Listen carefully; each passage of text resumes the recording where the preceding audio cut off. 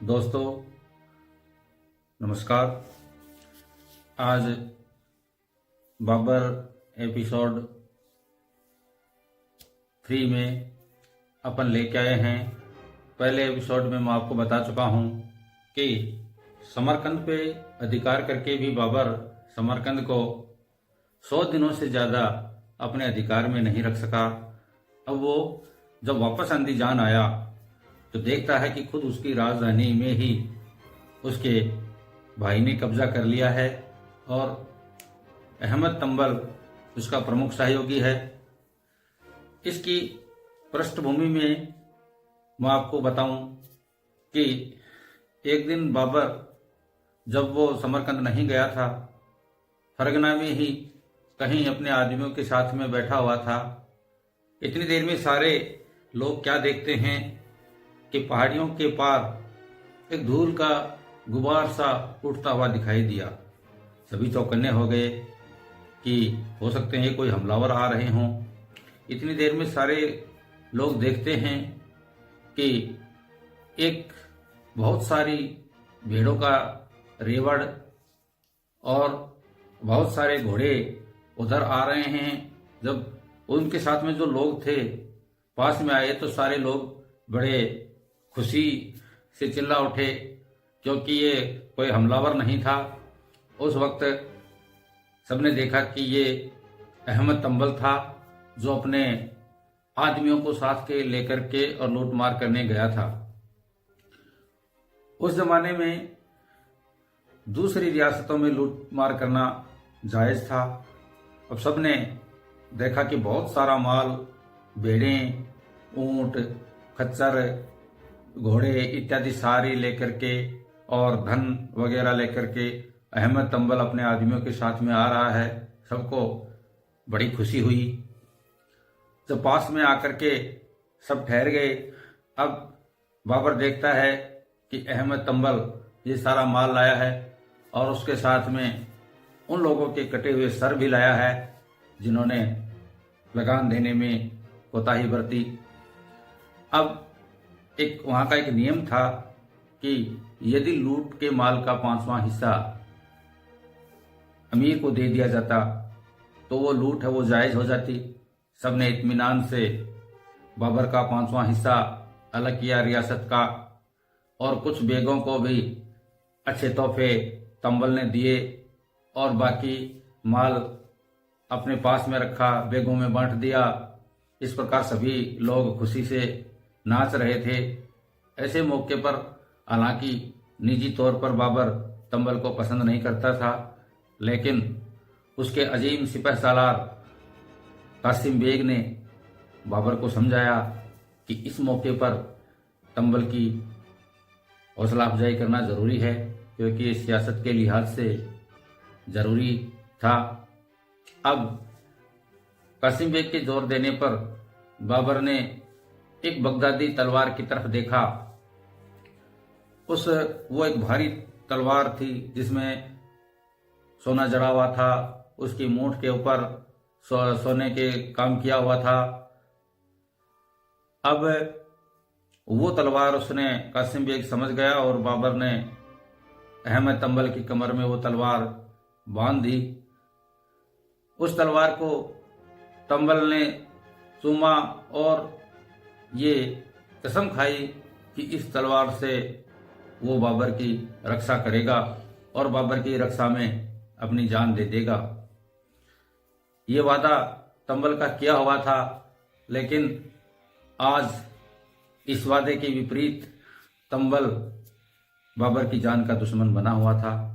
अंदर उसने बाबर को अपनी ही राजधानी से बेदखल किया हुआ था। अब बाबर का पड़ाव अंदीजान के बाहर थे और बाबर इंतजार कर रहा था अपने लश्कर के बढ़ने की। भीतर तंबल के आदमियों ने बाबर के जो समर्थक थे उनको परेशान करना शुरू कर दिया। ख्वाजा अब्दुल्ला जैसे बेग को फांसी पर लटका दिया गया और भी जो बेग जो उसके समर्थक माने जाते थे उनके घरों को लूटना चालू कर दिया। जो बाहर बाबर के साथ में जो बैठे हुए सेना नायक थे, बेग थे, उनको सूचना मिली कि उनके जो घर तो अंदीजान में ही थे, उनको तंबल के और जहांगीर मिर्जा के आदमियों ने उनमें लूटमार शुरू कर दी। अब हुआ ये कि अंदर असंतोष फैल गया। कुछ लोग हैं वो तंबल से नाराज भी हो गए और उनको सीधा ठिकाना मिल रहा था बाहर बैठा हुआ बाबर। वो सब लोग किसी न किसी तरीके से उस घेरे से निकल करके बाबर से आकर के मिलने लगे। इस तरीके से बाबर का उत्साह बढ़ता रहा। अली दोस्त जैसे बेग भी आकर के बाबर से मिल गए। अब बाबर बाहर से अंदीजान के अंदर घुसने की कोशिश करने लगा और इस तरीके से वो छापामार झड़प करने लगा। ऐसी ही एक झड़प में जब बाबर अपने दोस्तों के साथ में, सैनिकों के साथ में तंबल के तीरंदाजों का पीछा कर रहा था, तीरंदाज आगे आगे भाग रहे थे और बाबर उनका पीछा करते करते आगे निकल गया। लेकिन ये तो बड़ी बाबर की भूल सिद्ध हुई, क्योंकि आगे जाकर के देखता है कि वहाँ अहमद तंबल अपने 200-250 आदमियों के साथ में और हथियार लिए खड़ा है। इधर मुड़ करके बाबर ने देखा तो उसके पास में महज 4-5 सैनिक ही थे, जिसमें से भी ये मौका देख करके और भी कमी हो गई, 1-2 आदमी ही उसके पास में बचे। अब उसका सामना बहुत सारे लोगों से था। इतने में अहमद तंबल ने एक तीर चलाया जो कि बाबर के पैर में आकर के लगा। उससे खून बह रहा था, उससे संभला भी बाबर नहीं था। इतनी देर में अहमद तंबल ने तलवार से एक वार बाबर के ऊपर किया और ये ऐन वही तलवार थी जो बाबर ने अहमद तंबल के कमर में बांधी थी। इस प्रकार अहमद तंबल ने जिस तलवार से बाबर की रक्षा करने का वचन दिया था, आज वही तलवार बाबर के सर पे पड़ी। उस तलवार का घात इतना घातक तेज प्रहार था कि बाबर अपने सर पर लोहे का हेलमेट मान लो, शिरस्त्राण मान लो, वो पहने हुए था। वो लोहे की टोपी बीच में से कटी नहीं। उसके बाद में भी उससे इतना घाव हो गया तलवार के वार से कि बाबर के सर में घाव हो गया और उसका खून बह करके नीचे गिरने लगा। इतने में बाबर के जो आदमी बचे हुए थे उनकी सूझबूझ काम आई। उन्होंने तुरंत बाबर से लगाम संभालने के लिए कहा। बाबर ने लगाम संभाली और एक पास में नाला था, उस नाले से होकर के सरपट बाबर अपने शिविर की तरफ दौड़ लिया। पीछे से तंबल ने उसके आदमियों को वहीं खत्म कर दिया, लेकिन बाबर अपने शिविर में आ गया।